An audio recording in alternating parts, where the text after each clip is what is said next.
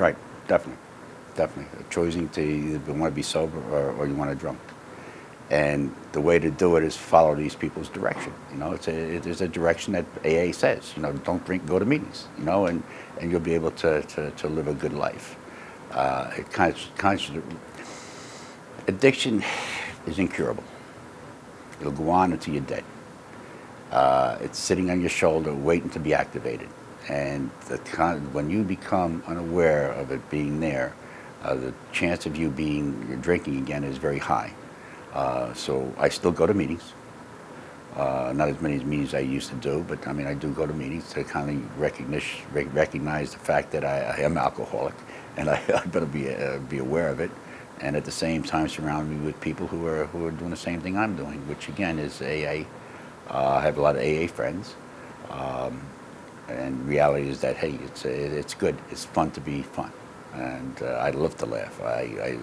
And I screw up gloriously. And the good thing about being sober is the fact that I have a family right now that can sit there and laugh at me, and it's fun because I screw up, and they let me know I screw up. And it's a joyous table that I go to at night when my kids are there, and they start laughing, and it's a thing that I didn't have growing up, but they have it because I have a choice today whether to drink or not. If I drink, everything's out the window.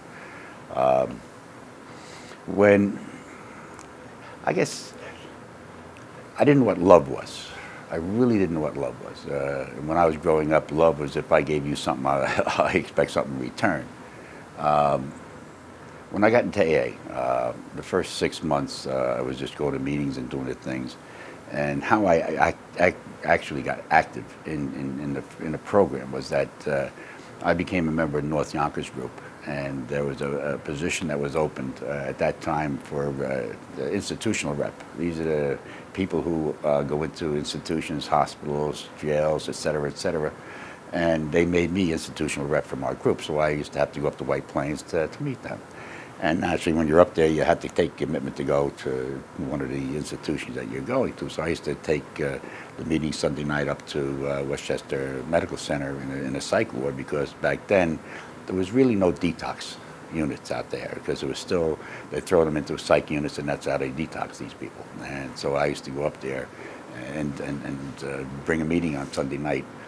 Back then in the 70s, there was a PI law, public intoxication law, that they used to get all the drunks off their streets in the middle of winter and put them in jail for the 6 months from November right through until April. And then they released them, and then they went back onto the streets to drinking again. So we used to bring meetings into the county penitentiary. And so I got very active in that area. And so I found out that this is the way to do it. And I began to be active. I became chairman of the institutional committee for Westchester. And that's where I found out what love was all about.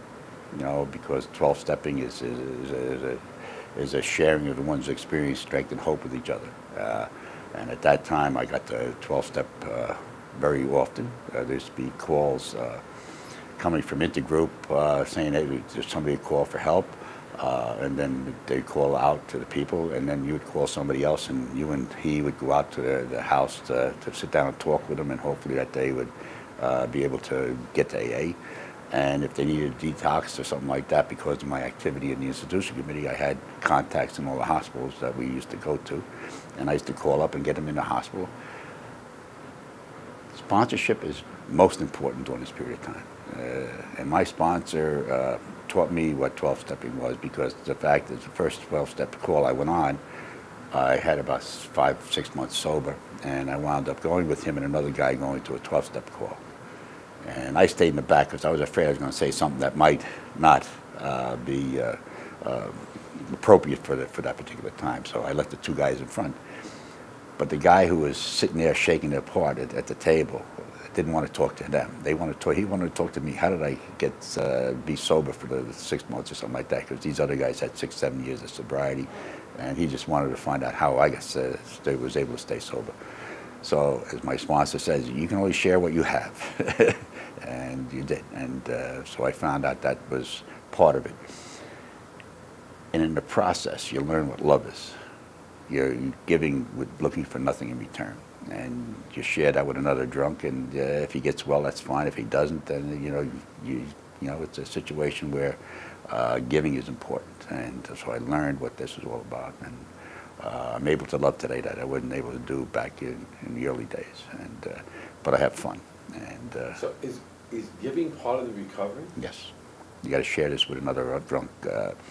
12-stepping service in AA is very important because if you don't have doing coffee commitments, setting up tables, chairs, and it's a humbling experience, but also a very important part of your life because you know, as I said, when I found out I wasn't as good as I thought it was, but not as bad as I thought it was, all this is part of the process of recovery. You need to constantly be aware of who you are.